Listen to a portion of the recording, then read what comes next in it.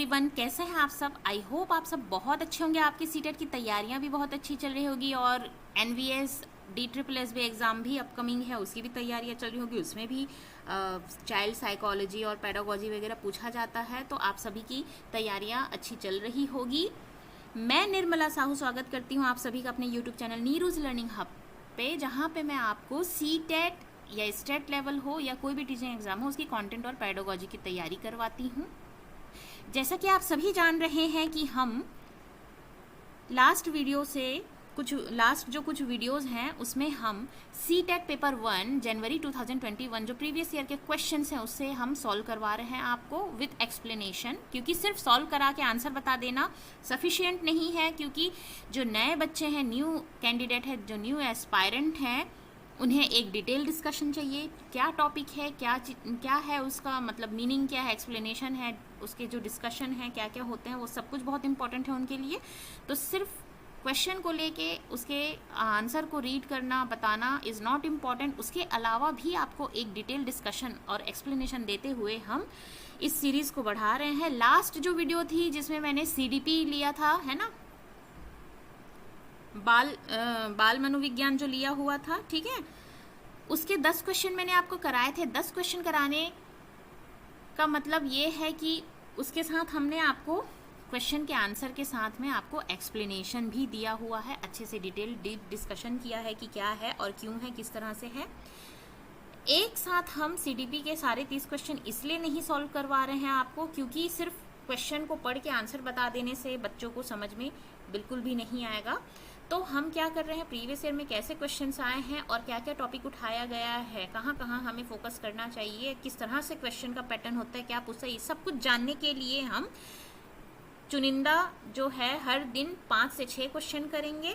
लेकिन उसकी जो डिस्कशन है वो बिल्कुल डिटेल होगी, उसका जो एक्सप्लेनेशन है बिल्कुल डीप में दिया जाएगा, ताकि आपकी अंडरस्टैंडिंग जो है वो मजबूत होती जाए और आप उसको अच्छे से समझ सके, पढ़ सके और क्वेश्चन को सॉल्व करते हुए अपनी तैयारी को मजबूत कर सकें। तो आगे बढ़ने से पहले मैं अपने बारे में आपको बताना चाहती हूँ। मैं निर्मला साहू, मेरा नाम है निर्मला साहू। मैंने B.Ed में टॉप किया हुआ था। सीटेट पेपर 1 पेपर 2 मैंने सेल्फ स्टडी से अच्छे स्कोर से क्वालिफाई किया हुआ था। And as a PGT English teacher 5 to 6 year का मुझे एक्सपीरियंस है टीचिंग में। तो चलिए बिना समय गंवाए हम आगे बढ़ते हैं। जैसे कि आप सभी जानते हैं, लास्ट वीडियो में मैंने आपको 10 क्वेश्चन सॉल्व करवाए थे, आज 11 से हम करेंगे, ठीक है।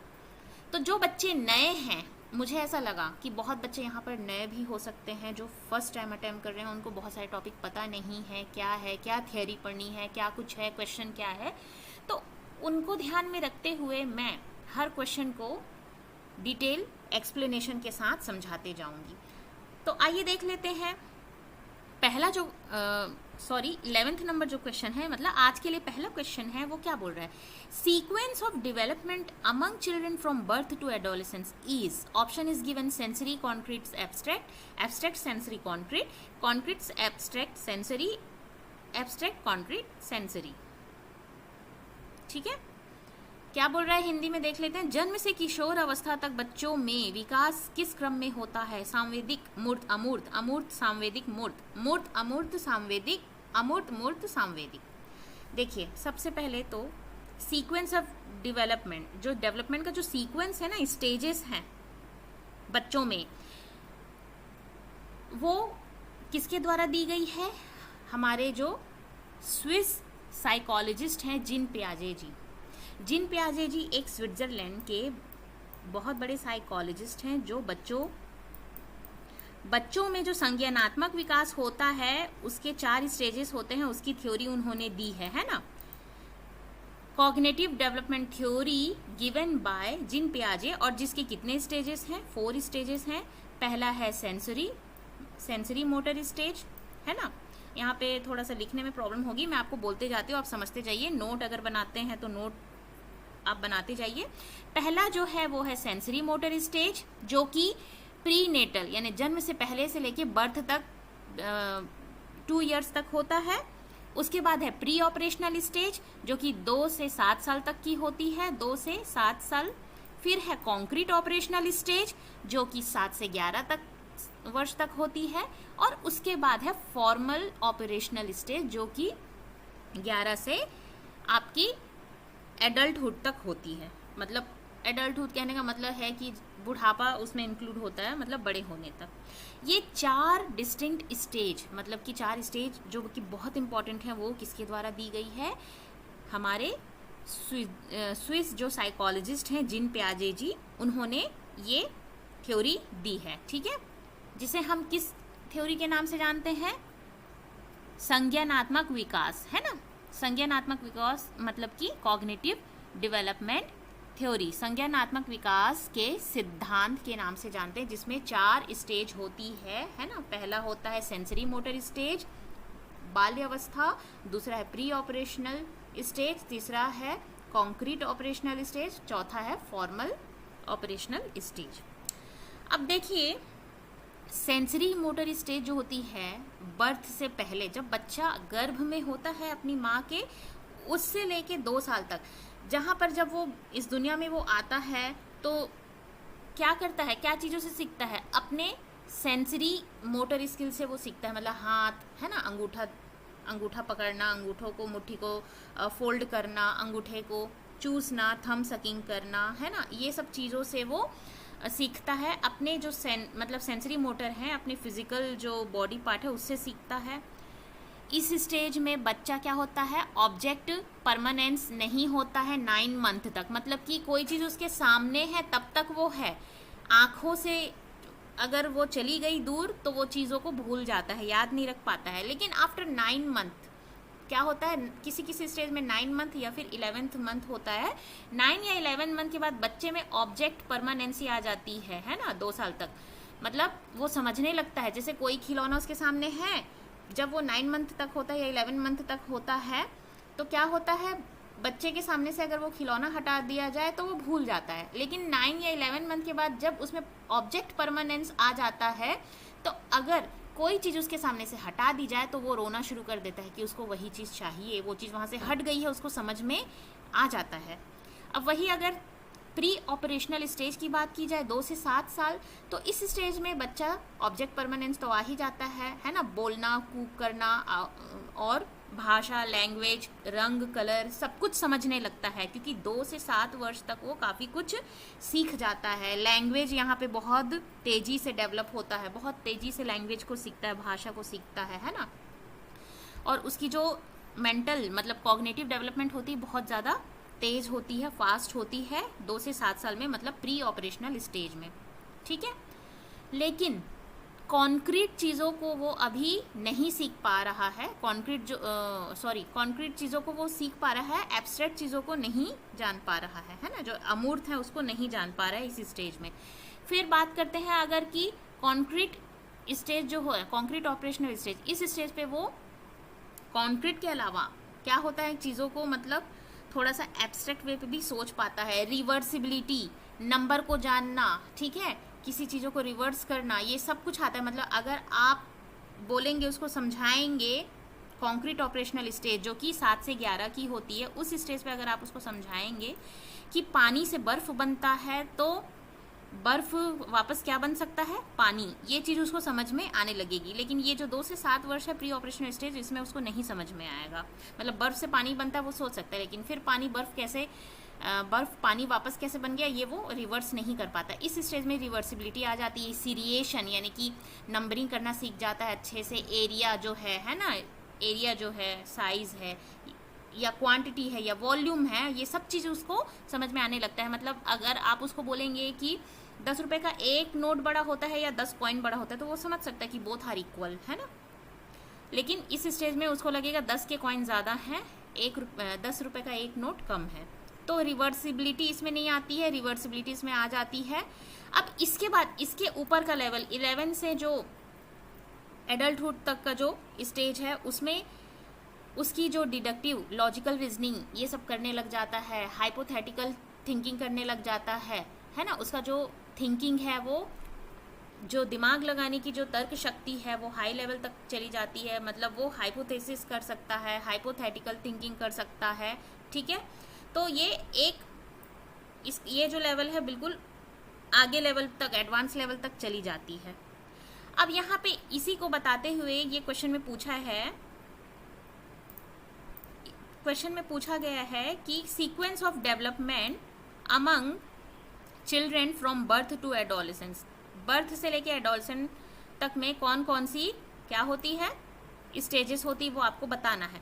तो सबसे पहले मैंने बोला, सबसे पहले स्टेज होता है sensory motor stage, sensory motor stage. उसके बाद क्या बताया था, प्री ऑपरेशनल स्टेज, ठीक है। प्री ऑपरेशनल स्टेज में वो क्या करता है, कॉन्क्रीट वगैरह इतना नहीं सोच पाता है। उसके बाद आता है कॉन्क्रीट ऑपरेशनल स्टेज, उसके बाद आता है आपका फॉर्मल ऑपरेशनल स्टेज, जो कि अमूर्त वे पे सोच सकता है, अमूर्त चीज़ों को सोच सकता है। तो इसमें देखते हैं कि कौन सा हमारा ऑप्शन सही है। सबसे पहले सेंसरी आएगा, तो सेंसरी जिसमें है उसको देखेंगे। सेंसरी के बाद प्री ऑपरेशनल, उसके बाद कॉन्क्रीट, उसके बाद एब्स्ट्रैक्ट। तो हमारा ये फर्स्ट आंसर ही सही हो जाएगा यहाँ पर, है ना। और बाकी में तो एब्स्ट्रैक्ट मतलब ये तो सबसे हाई लेवल का बता दिया है, जो 11 से एडल्टहुड तक होता है, ये तो बिल्कुल हट जाएगा। कॉन्क्रीट तो 3rd नंबर पे है ना। तो पहले सेंसरी होता है, प्री ऑपरेशनल होता है, कॉन्क्रीट ऑपरेशनल होता है, एब्स्ट्रैक्ट जो थिंकिंग है उसको हम कहते हैं फॉर्मल ऑपरेशनल स्टेज। तो आंसर हमारा हो जाएगा फर्स्ट नंबर। देखिए, एक ही क्वेश्चन समझाने में 5 से 6 मिनट लग गया, इसलिए मैं आपसे कह रही हूँ कि मैं टुकड़े टुकड़े में क्वेश्चन लेके मतलब 5 से 6 क्वेश्चन लेके आपको डिटेल एक्सप्लेनेशन देते हुए आंसर मैं आपको बताऊंगी, और आपकी जो एक्सप्लेनेशन से अंडरस्टैंडिंग जो है वो भी डीप होती चली आएगी। तो इसलिए हम कुछ ही क्वेश्चन करेंगे। पूरे क्वेश्चन अटैम्प्ट करने के चक्कर में क्या होता है कि आंसर तो आपको पता चल जाएगा, लेकिन क्यों, कैसा, क्या रीज़न है और ये जो टॉपिक उसमें पॉइंट दिए हैं वो क्या होते हैं वो समझ नहीं आएगा। जैसे कि अगर सपोज इस क्वेश्चन को पढ़ के मैं आंसर बता दूंगी तो बहुत जो न्यू एस्पायरेंट है वो सोचेंगे सेंसरी मोटर स्टेज क्या होता है, कॉन्क्रीट क्या होता है, एब्स्ट्रैक्ट क्या होता है, कैसे होगा, क्योंकि उसको ये पता ही नहीं होगा नए बच्चों को कि 4 स्टेजेस, कॉग्निटिव डेवलपमेंट के 4 स्टेजेस दी गई थी। वो 4 स्टेजेस क्या होते हैं, उसके अंतर्गत कौन कौन से ईयर में बच्चा क्या क्या सीखता है, क्या क्या चीज़ें उसमें डेवलपमेंट होती है, क्या कुछ आता है, वो नहीं पता चलेगा। तो समझाने के पीछे, इतना डिटेल डिस्कशन करने के पीछे यही एक कारण था कि जो न्यू एस्पायरेंट है उनको कोई परेशानी ना हो समझने में। चलिए आगे बढ़ते हैं नेक्स्ट क्वेश्चन पे। भले हम क्वेश्चन कम करें लेकिन हमारी अंडरस्टैंडिंग इतनी अच्छी हो जाए यहीं से कि आपको इधर उधर और ज़्यादा कहीं ना जाना पड़े, सोचना पड़े, ठीक है। एक एक टॉपिक का जो एक्सप्लेनेशन है वो बहुत अच्छा होना चाहिए ताकि आपकी अंडरस्टैंडिंग उसमें डीप हो जाए। नेक्स्ट बोल रहा है question, individual difference in a progressive classroom should be treated as. एक प्रगतिशील कक्षा में व्यक्तिगत विभिन्नताओं को किस प्रकार देखा जाना चाहिए। देखिए, इंडिविजुअल डिफरेंस जो कि एक अपने आप में डिटेल टॉपिक है जिसके बारे में हम बात करेंगे आगे, क्या होता है इंडिविजुअल डिफरेंस, इसमें लर्निंग डिसेबिलिटीज़ जो आती हैं, क्या होता है लर्निंग डिसेबिलिटी, कितने टाइप के लर्निंग डिसेबिलिटीज़ होते हैं और कौन सी लर्निंग डिसेबिलिटी में बच्चा क्या डिफ़िकल्टी फेस करता है, सब कुछ एक डिटेल टॉपिक है। तो फिलहाल तो हम देख लेते हैं इंडिविजुअल डिफरेंस मतलब व्यक्तिगत विभिन्नता। आप सभी जानते हैं हर पर्सन, हर बच्चा है ना, हर एक पर्सन डिफरेंट है हर एक चीज़ में। कोई बच्चा किसी चीज़ में बहुत अच्छा है, कोई बच्चा मैथ्स में बहुत अच्छा है, कोई बच्चा इंग्लिश में बहुत अच्छा है, किसी बच्चे का क्रिएटिविटी में बहुत इंटरेस्ट है, कोई बच्चा किसी और चीज़ में, मतलब हर बच्चे में व्यक्तिगत विभिन्नता होती है। यहाँ पे थोड़ी सी डिसेबिलिटी मतलब कि जो स्पेशल नीड वाले जो चाइल्ड होते हैं उसको लेके बोला गया है। तो इंडिविजुअल जो डिफरेंस है प्रोग्रेसिव क्लासरूम में, कल लास्ट जो वीडियो थी उसमें हमने प्रोग्रेसिव क्लासरूम के बारे में पढ़ा था, है ना। प्रोग्रेसिव क्लासरूम में कैसे ट्रीट करना चाहिए उसे, a hindrance to the process of learning, क्या उसको एक हिंड्रेंस मानना चाहिए, मतलब अधिगम की प्रक्रिया में उसको बाधा मानना चाहिए। हिंड्रेंस यानी होता है बाधा। क्या उस बच्चे को, मतलब उन जो इंडिविजुअल जो डिफरेंस वाले बच्चे, स्पेशल नीड वाले बच्चे हैं, उनको हिंड्रेंस मानना चाहिए? नहीं, बिल्कुल नहीं, क्योंकि हर बच्चा स्पेशल है, उसकी नीड स्पेशल है, मतलब इंडिविजुअल डिफरेंस जो है वो डिफरेंट, हर बच्चे में डिफरेंट होती है। बाधा नहीं मानना है, ये बहुत ही मतलब गलत है। Failure on the part of teacher, देखिए इसको अभी हम इसके बारे में चर्चा नहीं कर सकते हैं, है ना। और क्या बोल रहे हैं, criteria for making ability based group, देखिए criteria for making ability based, ये तो बिल्कुल गलत है, क्योंकि आप एबिलिटी बेस्ड ग्रुप को क्राइटेरिया बनाओगे, मतलब कि जो योग्यता आधारित समूह बना दोगे, तो जो बच्चे ऑलरेडी यहाँ पे इंडिविजुअल डिफरेंस की बात की गई है, जो स्पेशल नीड वाले बच्चे हैं, जो डिसेबल्ड बच्चे हैं, जिन्हें परेशानी हो रही है, वो बच्चे कहाँ जाएंगे अगर आप एबिलिटी बेस्ड ग्रुप बनाएंगे, तो ये भी गलत हो जाएगा, ठीक है। और failure on the part of teacher, मतलब हर एक चीज़ के लिए टीचर जिम्मेदार नहीं हो सकता है। हाँ, ये है कि उसके पढ़ाने के अप्रोच में, स्ट्रेटजीज में कमी ज़रूर हो सकती है, तो फेलियर यहाँ पे इतना ज़्यादा यहाँ पर सही नहीं है, यहाँ पर गलत है। अब ये जो लास्ट ऑप्शन है, important for planning of teaching learning process, ये इंपॉर्टेंट है। कैसे हम इंडिविजुअल डिफरेंस को देखना चाहिए प्रोग्रेसिव क्लासरूम में? Important for planning of teaching learning process, अध्यापन अधिगम प्रक्रिया की परियोजना के लिए महत्वपूर्ण। क्यों, किस तरह से? देखिए अब इसको हम थोड़ा सा डिटेल में समझते हैं। अगर हम देख रहे हैं कि एक क्लासरूम में नॉर्मल बच्चे हैं और स्पेशल नीड वाले बच्चे हैं, मतलब कि जो बच्चे डिसेबिलिटी के साथ हैं, कोई बच्चे देख नहीं सकते, कोई बच्चे सुन नहीं सकते हैं, या कोई बच्चे ठीक से चल नहीं पाते हैं, कोई बच्चे ऐसे होते हैं कि पूरी तरह से नहीं देख पाते हैं, और कोई बच्चे क्या होते हैं, पार्शियल वो मतलब देख नहीं पाते हैं, आई साइट जिनकी काफ़ी वीक होती है, कुछ बच्चे होते हैं जो ठीक से सुन नहीं पाते हैं, तो ये होता है एक इंडिविजुअल डिफरेंस, ठीक है, मतलब चाइल्ड विथ डिसेबिलिटी। ये जो चिल्ड्रन विथ डिसेबिलिटी हैं, नॉर्मल बच्चों के साथ जब बैठते हैं क्लास में, तो देखिए टीचर के लिए क्या है, बहुत ही महत्वपूर्ण हो जाता है कि अपनी टीचिंग लर्निंग प्रोसेस को इम्प्रूव करे। वो जो स्ट्रेटजी है, अप्रोच है, और टीचिंग लर्निंग मटेरियल है ना, इंस्ट्रक्शन का जो मीडियम है, उसको वो ऐसा प्लान करे कि सभी बच्चों के लिए वो क्या हो, दोनों ही तरह के बच्चों के लिए क्या हो, हेल्पफुल हो। ऐसा नहीं कि ऑडियो विजुअल अगर टीचिंग एड यूज़ कर रही हैं, मतलब सिर्फ ऑडियो वाला यूज़ कर रही हैं, तो जो बच्चे सुन नहीं सकते हैं, है ना, तो वो ऑडियो कैसे सुनेंगे, या सिर्फ वीडियो यूज़ कर रही हैं, तो जो बच्चे देख नहीं सकते हैं, सिर्फ अच्छे से सुन सकते हैं, वो ही सुन पाएंगे। तो अगर वो ऑडियो विजुअल दोनों का ही इस्तेमाल करती हैं, तो ये उन दोनों बच्चों के लिए हेल्पफुल है। जो बच्चे सुन नहीं सकते हैं वो देख सकते हैं, जो बच्चे देख नहीं सकते हैं वो सुन सकते हैं।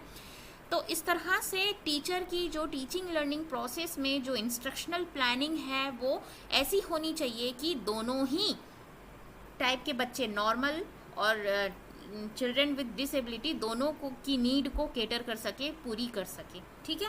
तो हमारा आंसर हो जाएगा important for planning of teaching learning process. इससे क्या होगा, एक जो टीचर है क्लासरूम टीचिंग में एक्सप्लोर कर पाएंगे wide variety of different instructional material, मतलब कि किस तरह से पढ़ाना है, इंडिविजुअल डिफरेंस जो है उसको समझते हुए, अलग बच्चे का अलग अलग मेंटल एबिलिटी, कोई बच्चा किसी चीज़ को बहुत आसानी से समझ जा रहा है, जल्दी समझ जा रहा है, कोई बच्चा किसी चीज़ को थोड़ा टाइम लगा रहा है, तो ये जो मेंटल स्ट्रक्चर है ना, इसको भी समझने में टीचर को हेल्प मिलेगी, और अपने वो टीचिंग लर्निंग प्रोसेस को और भी अच्छा बना सकते, सुगम बना सकते हैं।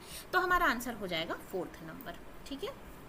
अब नेक्स्ट हम देखते हैं 13 number, in an inclusive classroom emphasis should be on. Inclusive classroom क्या होता है, जहाँ पर हर तरह के बच्चे, नॉर्मल बच्चों के साथ ऐसे बच्चे जो डिसेबल्ड हैं, है ना, जो स्पेशल नीड वाले चाइल्ड होते हैं, वो भी साथ में पढ़ते हैं। तो कैसा होना चाहिए, शुड बी परफॉर्मेंस ओरिएंटेड गोल होना चाहिए, प्रदर्शन अभिमुखी लक्ष्य नहीं, एकदम गलत है। परफॉर्मेंस पे अगर ध्यान देंगे तो वही बच्चे अच्छा कर पाएंगे जो नॉर्मल हैं, जो बच्चे डिसेबल्ड हैं, जो वीक हैं, है ना, जिन्हें डिफ़िकल्टी चैलेंज मतलब फेस करना पड़ रहा है, वो बच्चे तो कुछ नहीं कर पाएंगे अगर परफॉर्मेंस ओरिएंटेड रखेंगे, तो ये गलत है। अनडिफ्रेंशिएटेड इंस्ट्रक्शन, अविभेदी या समरूपी निर्देश, समरूपी निर्देश, हाँ ये सही है, ये हो सकता है, ये सही है, लेकिन बाकी भी और ऑप्शन देख लेते हैं, क्योंकि ये कुछ हद तक सही है, लेकिन उसके अलावा भी और भी कुछ नीड होती हैं अगर इंडिविजुअल डिफरेंस वाले बच्चे या स्पेशल नीड वाले चाइल्ड अगर एक क्लासरूम में नॉर्मल बच्चों के साथ पढ़ रहे हैं, ठीक है। तो इसको देख लेते हैं, segregation of student based on their social identity, ये तो बहुत ही गलत है। सामाजिक जो आइडेंटिटी है, सामाजिक पहचान के आधार पर छात्रों को अलग कर देना, ये तो बिल्कुल नेगेटिव है ना, इसको तो बिल्कुल हटा दीजिए। फिर किस बात का इंक्लूजन हुआ? अगर आप इंक्लूजन कह रहे हैं तो हर तरह का बच्चा आ रहा है उस क्लास में, ठीक है, हर बैकग्राउंड से, हर सोशल स्टेटस से हर तरह का बच्चा आ रहा है, और जिसमें डिसेबिलिटी है वो बच्चा भी यहाँ पर आ रहा है, जो स्पेशल नीड चाहिए जिसको वो भी आ रहा है, और जो नॉर्मल बच्चा है या एवरेज बच्चा है या बहुत ही टैलेंटेड बच्चा है वो भी यहाँ पे पढ़ रहा है। इंक्लूसिव क्लासरूम का यही मतलब है। तो इसमें अगर सेग्रीगेट करेंगे तो कैसे वो इंक्लूसिव क्लासरूम कहलाएगा? तो ये गलत हो जाएगा। अब फोर्थ ऑप्शन देख लेते हैं, providing opportunity aiming at maximising potential of individual children. देखिए ये एकदम परफेक्ट है। ये कुछ हद तक सही था लेकिन पूरी तरह से सही नहीं था। सिर्फ इंस्ट्रक्शन जो है समरूपी दे देंगे उससे कुछ नहीं होगा, है ना। उसके अलावा भी क्या करना पड़ेगा? बच्चे को हैंड्स ऑन एक्टिविटी देना पड़ेगा, वो बच्चा खुद एक्सपीरियंस करे। जैसे कि अगर कोई बच्चा देखने में डिफ़िकल्टी फेस कर रहा है तो ब्रेल वगैरह का इस्तेमाल कर रहे हैं, कोई बच्चा सुन नहीं पा रहा है तो हियरिंग एड के साथ, कोई बच्चा ठीक से चल नहीं पा रहा है तो स्टेयर्स वगैरह, ये सब अगर प्रोवाइड करते हुए स्कूल के मतलब क्लासरूम में उसे चीज़ें दी जाए और अपॉर्चुनिटी दी जाए ताकि उसका जो पोटेंशियल है जो वो कर सकता है, क्योंकि स्पेशल नीड वाले बच्चे में अलग तरह का क्या होता है, अलग तरह का कैरेक्टरिस्टिक होता है, पोटेंशियल होता है, और वो सारे पोटेंशियल तभी निखर के आ सकती है जब उसके नीड को कैटर किया जाएगा, उसकी जो नीड है उसको ध्यान में रखते हुए पूरा किया जाएगा। हर बच्चे के सामर्थ्य को अधिकतम करने के लिए अवसर प्रदान करेंगे। तो ये बहुत ही सही आंसर है कि जो भी बच्चे हैं, जितने बच्चे हैं, चाहे स्पेशल नीड वाले बच्चे हों, चाहे नॉर्मल बच्चे हों, चाहे डिसेबल्ड बच्चे हों, हर तरह के बच्चों को अपॉर्चुनिटी यानी कि अवसर प्रदान की जाए ताकि उनका जो पोटेंशियल है ना, उनका जो सामर्थ्य है, कॉम्पिटेंसी है, वो मैक्सिमाइज हो पाए, अधिकतम हो सके। तो फोर्थ नंबर हमारा सही आंसर है। ओके, नेक्स्ट हम देख लेते हैं 14th number. According to right of person with disability act 2016, person with disability act, देखिए इसका भी क्वेश्चन आया हुआ है। Person with disability act 2016, which of the following term is appropriate to use? दिव्यांगजन अधिकार अधिनियम 2016 के अनुसार निम्न में से किस शब्दावली का प्रयोग उपयुक्त है? जो ये जो नियम है जो आई थी, right of person with disability 2016,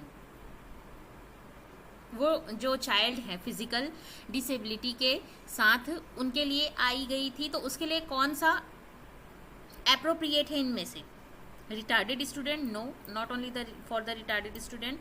handicap, ये सब तो शब्दों का इस्तेमाल करना ही नहीं है ना, तो इनके लिए नहीं, सिर्फ इनके लिए नहीं। स्टूडेंट विथ क्रिपल बॉडी, ये भी नहीं। स्टूडेंट विथ फिजिकल डिसेबिलिटी, क्योंकि ये जो स्टूडेंट विथ फिजिकल डिसेबिलिटी है ये सब कुछ उसमें इंक्लूड हो जाता है। अगर ये सिंगल इंडिविजुअल की बात की जाए तो सिर्फ हैंडीकैप स्टूडेंट या मेंटल जो रिटार्डेड स्टूडेंट हैं या फिर क्रिपल्ड हैं वही आएगा, लेकिन स्टूडेंट विथ फिजिकल डिसेबिलिटी में सारे जो डिसेबिलिटीज़, जितनी डिसेबिलिटीज़ दी गई हैं वो सब कुछ इंक्लूड करता है, और कितनी सारी लर्निंग डिसेबिलिटी के साथ साथ फिजिकल डिसेबिलिटी है वो सब कुछ इंक्लूड होता है। तो ये आंसर नंबर 3 आपका सही ऑप्शन है। छात्र जिसे शारीरिक दिव्यांगता है, मतलब स्टूडेंट विथ फिजिकल डिसेबिलिटी, क्योंकि इसके अंतर्गत कई सारी डिसेबिलिटीज़ आती हैं, है ना, ADHD और डिसलेक्सिया, और क्या है, ग्राफिया, और कुछ बहुत सारे अफेजिया, ये सब कुछ आता है वो इसमें शामिल हो जाता है, ना कि एक सिंगल जो डिसेबिलिटी है उसकी बात की जा रही है। इसमें पूरी तरह से फिजिकल डिसेबिलिटी के साथ साथ इसमें मेंटल जो भी डिसेबिलिटीज़ हैं वो भी इंक्लूड हो जाते हैं। ठीक है, नेक्स्ट हम देखते हैं 15th नंबर। आज हम 15 तक ही करेंगे क्योंकि वीडियो काफ़ी लंबी हो जाएगी और आप भी बोर हो जाएंगे, तो 15 तक करते हैं। फिर हम ऐसे ही हर जो वीडियो है उसमें 5-6 क्वेश्चन डिटेल एक्सप्लेनेशन के साथ करते जाएंगे। तो आज का ये लास्ट क्वेश्चन है 15 number. In order to address the need of student who are facing learning difficulty a teacher should not, देखिए अधिगम कठिनाइयों से जूझिए। देखिए जो बच्चे है ना, जो बच्चे लर्निंग में डिफ़िकल्टी फेस कर रहे हैं, सीखने में कठिनाई का अनुभव कर रहे हैं, तो टीचर को, अध्यापक को क्या नहीं करना चाहिए, क्योंकि यहाँ पे इंक्लूसिव क्लासरूम की बात की जा रही है, हर तरह के बच्चे हैं, children with special need, children with disability और नॉर्मल बच्चे सभी एक साथ पढ़ रहे हैं। तो ज़रूरी मतलब ये ज़रूरी नहीं कि हर बच्चा एक ही पेस से लर्निंग कर रहा है। कुछ बच्चे ऐसे भी होंगे जो डिसेबल्ड हैं, है ना, उनको सीखने में कठिनाई आ रही होगी। तो एक टीचर को क्या नहीं करना चाहिए, use of multiple audio visual add, हाँ ये तो सही है, उसको तो ये यूज़ करना चाहिए। और यहाँ पे बोल रहा है टीचर शुड नॉट डू, तो नॉट मतलब ये तो सही है, ये करना चाहिए। मल्टीपल, भाई मल्टीपल ऑडियो विजुअल यूज़ करेगा तभी तो सारे बच्चे, मतलब जो बच्चे सुन नहीं सकते हैं वो देखेंगे, जो बच्चे देख नहीं सकते हैं वो सुनेंगे। क्योंकि यहाँ पर ऐसे बच्चे भी होंगे जो डिसेबिलिटी के साथ है, कुछ बच्चे देख नहीं सकते, कुछ बच्चे सुन नहीं सकते, किसी बच्चे को कम सुनाई देता है। तो अगर मल्टीपल ऑडियो विजुअल एड का इस्तेमाल करेंगे तो ये तो अच्छा है। इसका मतलब शुड नॉट बोला गया है तो ये नहीं होगा। यूज़ कंस्ट्रक्टिव पेडागोजिकल अप्रोच, मतलब संरचनात्मक शिक्षा शास्त्रीय उपागमों का इस्तेमाल करना, मतलब कि कंस्ट्रक्टिव पेडागोजिकल अप्रोच जो है, ऐसे पेडागोजिकल अप्रोच उपागम का इस्तेमाल करना जो कंस्ट्रक्टिव हो, जिससे बच्चे के ज्ञान का निर्माण हो। तो ये तो सही है, ये तो करना चाहिए ऐसी क्लास में, अलग अलग, जिससे रिसोर्सफुल हो, बच्चा कुछ सीख सके, बच्चे के ज्ञान का निर्माण अच्छे से हो सके। तो कंस्ट्रक्टिव अप्रोच तो हमेशा अच्छा होता है, पॉजिटिव होता है। तो ये भी आंसर नहीं होगा हमारा, है ना, फर्स्ट नंबर भी नहीं होगा, क्योंकि ये तो करना चाहिए। यहाँ पे बोला गया है कि क्या नहीं करना चाहिए, डू इंडिविजुअलाइज एजुकेशनल प्लानिंग। तो क्या बोल रहा है, व्यक्तिगत एजुकेशनल प्लानिंग होनी चाहिए, शैक्षिक योजना होनी चाहिए। हाँ, कौन सा बच्चा कैसा है, उसकी क्या ज़रूरत है, क्योंकि हर बच्चा इस क्लास में, इंक्लूसिव क्लासरूम में डिफरेंट है। कुछ नॉर्मल बच्चे हैं, कुछ टैलेंटेड बच्चे हैं, है ना, कुछ फिजिकली डिसेबल बच्चे हैं, ठीक है, ये हर तरह के बच्चे यहाँ इंक्लूड है। तो हर बच्चे की इंडिविजुअल नीड को देखते हुए एजुकेशनल प्लानिंग करनी चाहिए। तो ये तो बहुत सही है, क्योंकि हर बच्चे को देखा जा रहा है, सिर्फ या तो अच्छे बच्चे को देख रहे हैं या उन बच्चों को सिर्फ देख रहे हैं जो डिफ़िकल्टी या डिसेबिलिटी के साथ है, और उन बच्चों को छोड़ दिया जा रहा है, ध्यान नहीं दिया जा रहा है जो अच्छा कर रहे हैं। ऐसा नहीं है। इंडिविजुअलाइज एजुकेशनल प्लानिंग कह रहे हैं, इसका मतलब ये है कि हर वो बच्चे जो डिफ़िकल्टी के साथ है या डिफ़िकल्टी के साथ नहीं है, या गिफ्टेड चिल्ड्रन है, स्पेशल चिल्ड्रन है, वो सबको ध्यान दिया जा रहा है। तो ये भी सही है, मतलब ये तीनों हमारा आंसर नहीं होगा, क्योंकि यहाँ पे एक टीचर को क्या नहीं करना चाहिए। तो फोर्थ नंबर देख लेते हैं option, practice rigid structure for pedagogy and assessment, शिक्षा शास्त्र और आकलन की जटिल संरचनाओं का प्रयोग। देखिए ये गलत है। अगर आप अपना ही एक रिजिड यानी कि जटिल और कठोर जो स्ट्रक्चर बनाएंगे पेडागोजी और असेसमेंट का, तो उसमें हर बच्चा ठीक से नहीं कर पाएगा। असेसमेंट में बच्चा सही नहीं मतलब कर पाएगा। आप कैसे असेस करेंगे? अच्छे बच्चे जो अगर आपने रिजिड स्ट्रक्चर बना दिया, जटिल संरचना बना दिया, तो जो बच्चे बहुत अच्छे हैं, बहुत ही ज़्यादा टैलेंटेड है, वही अच्छा कर पाएंगे। लेकिन जो बच्चे जिन्हें डिफ़िकल्टी है, जिन्हें स्पेशल नीड की ज़रूरत है, वो बच्चे कुछ नहीं कर पाएंगे, तो उनका असेसमेंट आप क्या करेंगे? तो इसीलिए रिजिड स्ट्रक्चर नहीं आपको प्रैक्टिस करनी है पेडागोजी और असेसमेंट के लिए। ये आंसर आपका, ये जो ऑप्शन है ये आपका आंसर हो जाएगा 4th नंबर, क्योंकि ये तीनों चीज़ें सही हैं। ये एक इंडिविजुअल डिफरेंस क्लास रूम में करना चाहिए, मल्टीपल ऑडियो विजुअल का इस्तेमाल करना चाहिए, ताकि हर तरह के बच्चों को परेशानी ना हो, सुविधा हो। कंस्ट्रक्टिव पेडागोजिकल अप्रोच तो हमेशा सही होता है, ठीक है। इंडिविजुअलाइज एजुकेशनल प्लानिंग करना चाहिए कि हर बच्चा अलग है। कोई बच्चा बहुत क्रिएटिव होगा, कोई बच्चा बहुत इंटेलिजेंट होगा, कोई बच्चा थोड़ा सा वीक होगा, तो उसी हिसाब से आप एजुकेशनल जो प्लानिंग कर रहे हैं वो बहुत सही है। सही यहाँ पर नहीं है आपका जो पेडागोजी और असेसमेंट जो है, मतलब पढ़ाने का जो तरीका है और असेसमेंट का तरीका है, वो एक रिजिड स्ट्रक्चर में होना चाहिए, कठोर और जटिल होना चाहिए, ये नहीं होना चाहिए। तो आपका आंसर नंबर 4th हो जाएगा। तो इस तरह से हमने आज 5 क्वेश्चन किए हैं, लेकिन डिटेल में मैंने डिस्कशन किया है, इसलिए वीडियो लंबी हो गई है। अब इसके आगे अगर मैं आपको कराती हूँ तो और भी ज़्यादा लंबी हो जाएगी, जो कि मैं नहीं चाहती हूँ कि आप बोर हो जाएं। तो हम नेक्स्ट जो क्वेश्चन है नेक्स्ट वीडियो में, नेक्स्ट क्लास में देखेंगे। और अगर मेरी आज की कोशिश आपको अच्छी लगी हो, मेरी मेहनत अच्छी लगी हो, आपको समझ में आई हो, तो प्लीज़ शेयर, सब्सक्राइब और लाइक ज़रूर कीजिए। उन बच्चों को भी पहुंचाइए जो नए हैं, नए एस्पायरेंट हैं, जो पहली बार सीटेट दे रहे हैं। और तब तक के लिए पढ़ते रहिए, आगे बढ़ते रहिए। किसी तरह का कोई डाउट हो तो ज़रूर पूछिएगा, मुझे बहुत अच्छा लगेगा कमेंट्स में, ठीक है। तो keep learning, keep growing. Thank you, thanks for watching.